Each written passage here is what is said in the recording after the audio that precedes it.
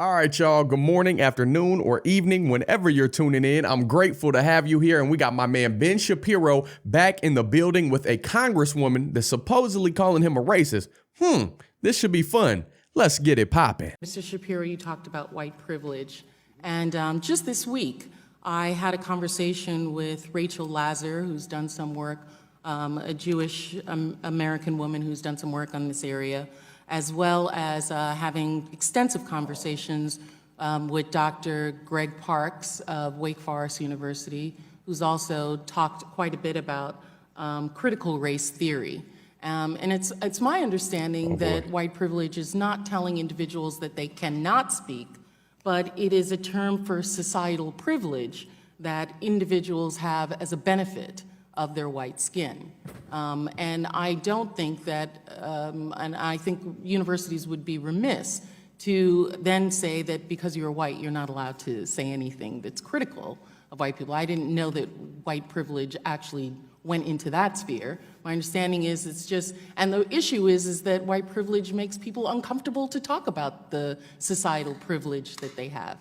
Well, to me, what I say on campuses all the time is if you want to cite instances of racism that we can all find and fight together, that's something that I am more than willing to stand next to you and fight, because that's obviously stuff that we should fight together. But when you just say that there is a white privilege out there in the ether and that by dint of birth your skin color generates for you an advantage, what you're really saying to people is that your view is less valuable because you have not experienced what I've experienced. And that is an identity argument, that's a character argument, that's not a rational political argument that can actually be taken on in any way. It's more of a cudgel and a club than it is an attempt to open a discussion. Well, I think it's a demonstrable evidence that through society's demographics that being white has societal privileges that being black does not. But we can talk about how that manifests. I just want y'all to imagine for a second having one of the most powerful positions in the country, matter of fact, the entire world, and saying that somebody else is privileged because they have a different tone of skin.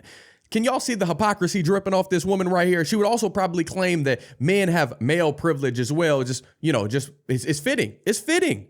Because I'm also interested in what you just said now, was that you would stand next to anyone who has this. So, Mr. Shapiro, my question to you is, for Ms. Dunston, the tying the noose around the campus and writing messages that target African-American young students, would you consider that hate speech, and then would you stand next to her and fight for her? As I say, I would. This is the first I'm hearing about it, honestly. But really, but from hearing about it, maybe because it's local. I mean, I'm from LA. But in any case, I'm more than happy to stand alongside her and fight whatever group was responsible for this. Not only more than happy. I mean, you're talking about the alt-right. Again, I was the #1 target of anti-Semitic harassment from the alt-right last year. So I'm more than happy to do all that. And I think there's one more distinction that has to be made. When we talk about cases like Taylor's, they're horrific, and the administration is siding with Taylor. Okay, the administration is doing the right thing by Taylor, or trying to do the right thing by Taylor, as they should be. And I think that we need to make a distinction between cases where the administration is actively participating in the suppression of speech and cases in which the administration is trying to do the right thing in order to punish people for application of crime. So keep it based on the situation, not based on the skin tone, and try to label all of society or all of one ethnicity as racist just because that's how they're born. That's messed up, and we're gonna talk about it. I love how she was trying to trap Ben Shapiro, and he's too clever to fall into it. What else can I add that hasn't already been said? I'm just upset that I must have missed out on this white privilege thing. I must have missed the bus on it, because anything I've ever wanted to go get in life, anything that I wanted to achieve success-wise or whatever it is, same probably goes for you. I had to work my tail off. So I'm waiting for this white privilege. I'm waiting for this male privilege. Somebody please cash in that coupon, because I haven't seen it yet. All I see across the board, if people don't get where they want to get or have what they want to have, it's excuses. It's lack of accountability, lack of discipline, lack of consistent effort time and time again to achieve whatever the result is that you're after. That's what I think it comes down to. But people want to toss out this false rhetoric of racism. It's watered down. It's played out. It's not working for you. You got to try something different. You got to try it different. Call it audible, coach. Do something different. Get off the bench. Go work for it, because anything that you want is out there, especially here in America, land of the free because of the brave. You can make it happen, but you got to stop blaming everybody else and look in the mirror and say, you know what? I was created in the image of God just like you. Back to Genesis 1:27. So God created man in his own image. In the image of God, he created him. Male and female, he created them. And he made from one man every nation of mankind to live on all of the face of the earth. That's Acts 17:26, that second part. And I got to hit y'all with another one, because that's my job to serve, to spread the scripture, to spread the good news in case you didn't know. Romans 10:12-13. For there is no distinction between Jew and Greek, for the same Lord is Lord of all, bestowing his riches on all who call on him. For everyone who calls on the name of the Lord will be saved. That's the problem y'all got. That's the problem this world has that I've had before.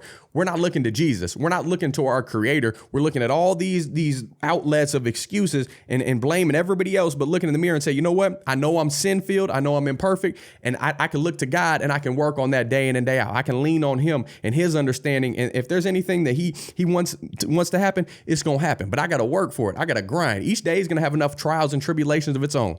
And which one of you, by being anxious or thinking about what you're going to wear, what you're going to eat, anything like that, can add a single hour to your span of life? Stop looking at all these excuses, this racism, this whatever, insert excuse of the day here, lack of accountability there.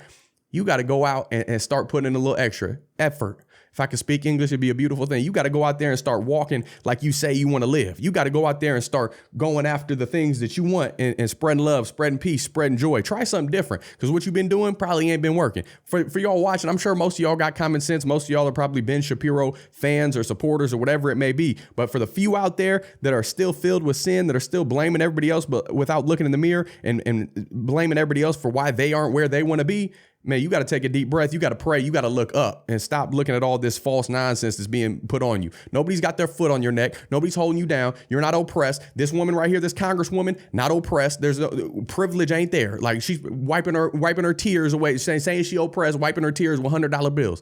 You got where you got because hard work, respect.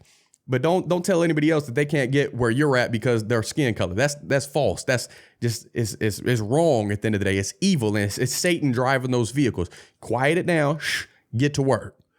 Y'all comment your thoughts down below. Let's keep this conversation rolling. Like, subscribe, notification bell so you stay up to date on all my videos. Share this video so other people can be informed about it, make their own decisions, think for themselves, and we can grow from there. That's the only way we grow. Stop staying in this box. Stop making excuses. Inform yourself. Spread new information around. Look at all sides, and then take a step back and step where you feel is the best direction for you and yours. That's what I think is the answer. But y'all I'm sure got a different opinion down below. Let me know why. If you want to support my channel, you want to take an extra mile, I appreciate it. You can always buy me a coffee, donate on PayPal, hit that thanks button, got a little heart next to it. You don't got to do any of that at all. Just showing up. I'm grateful for the viewership. All my links are down below if you want some Gibby gear, my clothing line, things like that. All the products I use, brands that support me, all linked down below. But great video, short video, but it's glaring what the problem is to me. I'm just saying this watered down, faulty excuse that they call racist and they call privilege is not reality. Just because you say it doesn't mean it's true. Facts don't care about feelings. But reality is, if you don't go out and go get it, nobody's going to get it for you. So you're just going to be out there stranded. And that's not going to be me. If I want something, I'm going to go get it. If I don't want something, or if I say I want something and I'm not willing to work for it, God ain't going to give it to me. It's really that simple. And sometimes he won't give it to you anyways, because he has the ultimate say. So he has the ultimate plan. And whatever he says, whatever he works together, it's all going to be for the greater good for his kingdom. He created all this. So what I think I need may not be what I actually need. God's gonna, show it to me in due time. But I love y'all. Until next time, I'm gonna stop ranting at you. Set that over here. I'm praying for you. Godspeed. I'm gone.